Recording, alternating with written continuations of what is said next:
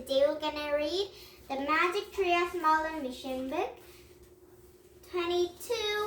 Hurry up, Houdini. Now Jack and Annie were gonna be Houdinis, and it's chapter 2, My Treat, and the Anna reading it chapter 3. Now we'll just gonna start the story, and before you look at my YouTube, please thumbs in my YouTube. Now really are ready to read this one book with a lot of stories? Then here we go. And first you can read is the Magic Tree of Merlin mission book 22. Hurry up, Houdini.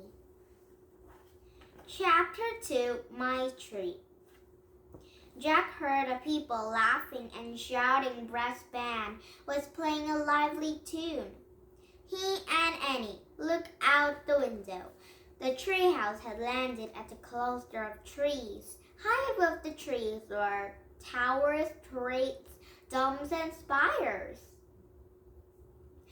"Are those castles?" said Annie. "Did we land in the Middle Ages?"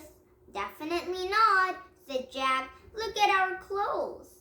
In the dim light inside of the treehouse, Jack could see that he was wearing knee-length pants, a long-sleeved shirt, a high socks, and lace-up boots. His backpack was a low ladder bag. His backpack was now a ladder bag. "You're right," said Annie. She was wearing the sailor dress and a pair of boots. "These are like the clothes we wore and went to San Francisco." "Yep, in the early 1900s, said Jack. He reached out into his pocket and took out a watch on a chain. "Look, I've got a pocket watch now instead of a wristwatch." And from another pocket, Jack pulled a handful of coins, a bunch of pennies. "Just pennies, that all?" said Annie. "Don't worry," said Jack. "I once read that the penny in 1900 was worth the same as a quarter in our time." "Good, we're rich," said Annie with a laugh. "Here, take some," said Jack. He gave Annie half a handful of coins. "Thanks," said Annie, dripping to his pennies into his pocket of her dress. "Okay, let's find out what's going on here." She handed down to the ladder, and Jack slung his bag over to his shoulder and followed her.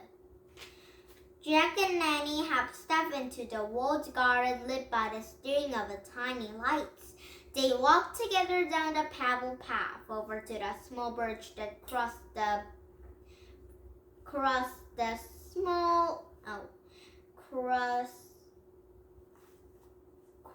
brook. They came to the wooden gate with a sign that "Thanks for visiting to the Japanese tea garden." "Oh, they're at Japanese?" "We've landed in Japanese tea garden," said Jack. "What's that about?" "Keep going," said Annie. She opened the gate, and they have stepped from the shadowy garden into the bright open space. "Wow," they said together. Beneath the turrets of towers and dozens of electric lights lit up the evening sky. A big band played a raised platform near the lake. Men in the white suits and the women in long white dresses strolled down a broad avenue. Children have dressed like Jack and Annie girded about, shouting and pointing in different attractions. A trip to the moon of a mountain to the torrent. And the air had smelled the salt of a water, rusting nuts and popcorn.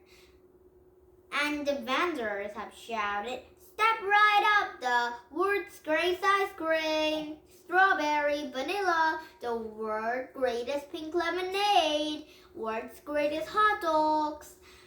"What is this place?" said Annie. Jack opened their booklet and read aloud. Booklet is a southern booklet.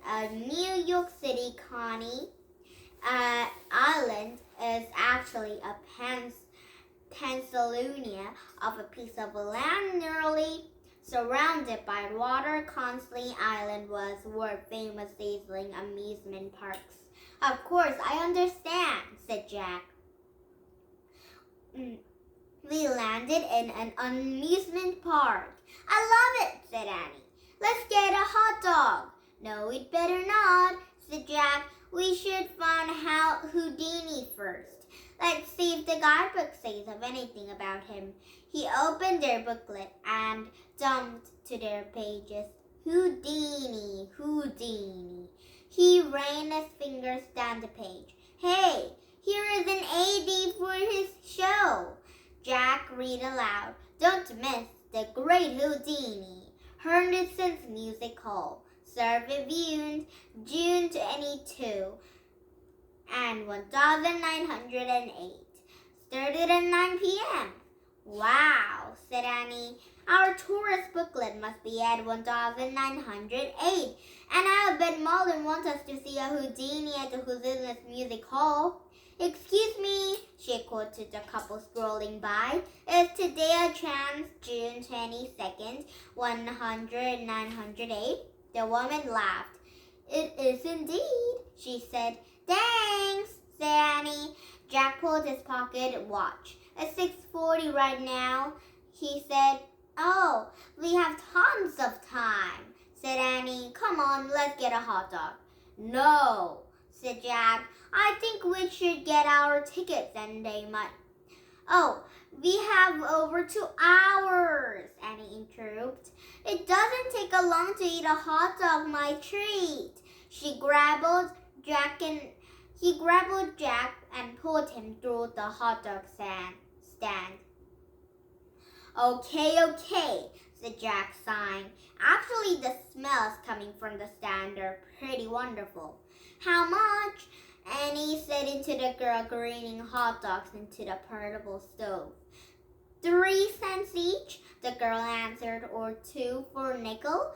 No problem, 2 please, said Annie. She counted out 5 pennies and gave them to the girl. The girl bit 2 hot dogs into the white bread and then lowered him to the relish, and she had passed them into Jack and Annie.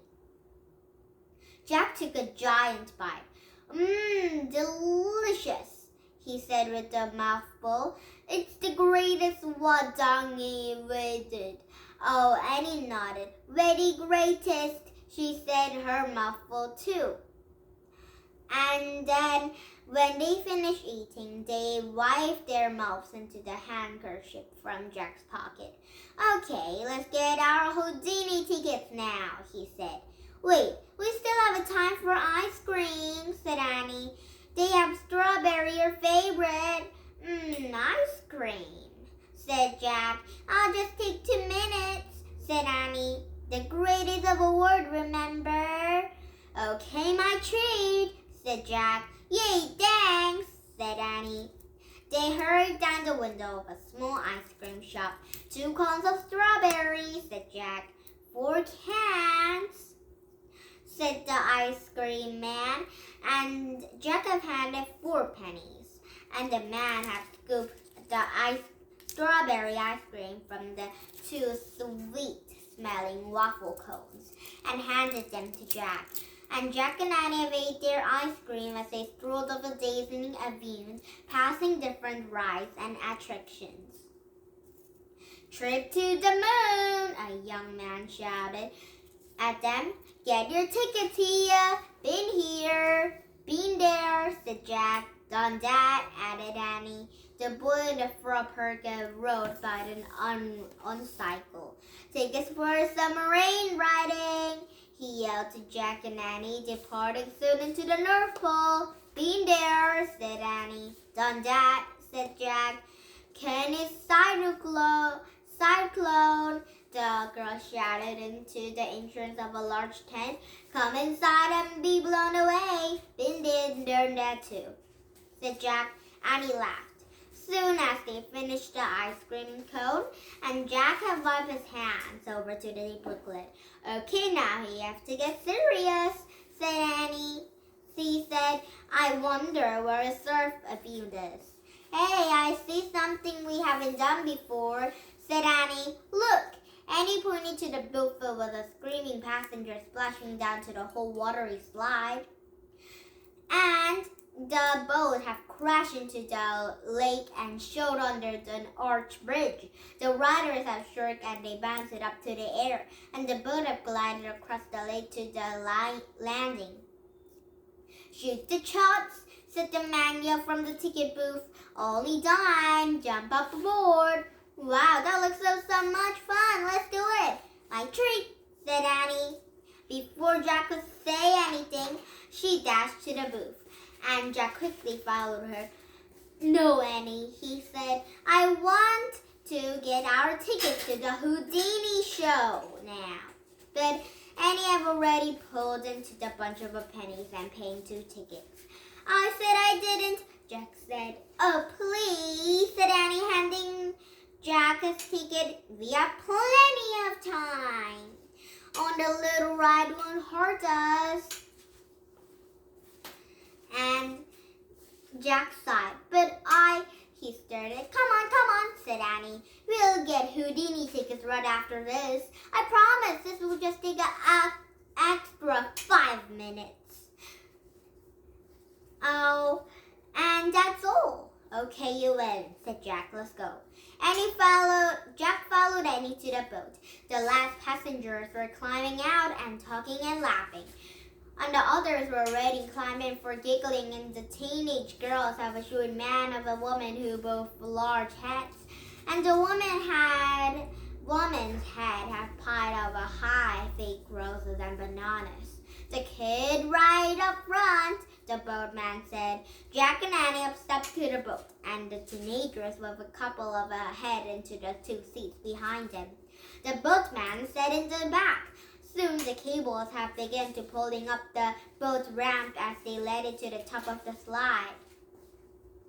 Wow! Jack breathed into the boat, climbed higher and higher.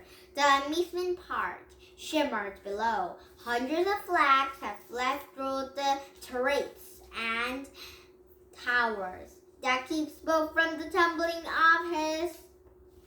of its tracks. Jack wondered. There are no seatbelts here, he grumbled to Annie, or safety bars or anything. How do people keep falling out of this thing? I don't know, said Annie, sighing. But could you just try to have fun? It's normal everyday ride. Yeah, well, we don't really have time for normal everyday rides, said Jack.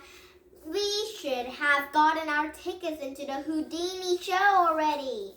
You don't have to be so grouchy, said Annie. I'm not grouchy, said Jack grouchily. But why do we always do what you want to do? Before Annie could answer, the boat had shoved them to the 200 of the top of the ramp, and it had jerked forward and battered down the slide to the Whirl Lake. Ah! Jack yelled. Now it's chapter 3 sold out. Oh, maybe the Houdini show ticket are sold out. Jack will be very, very angry, and Annie will be very, very sorry.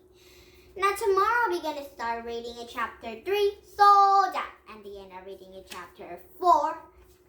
Now, did it have fun? You Let's English Country be coming with some these book Monday, not this story, because there might be a new chapter to read tomorrow.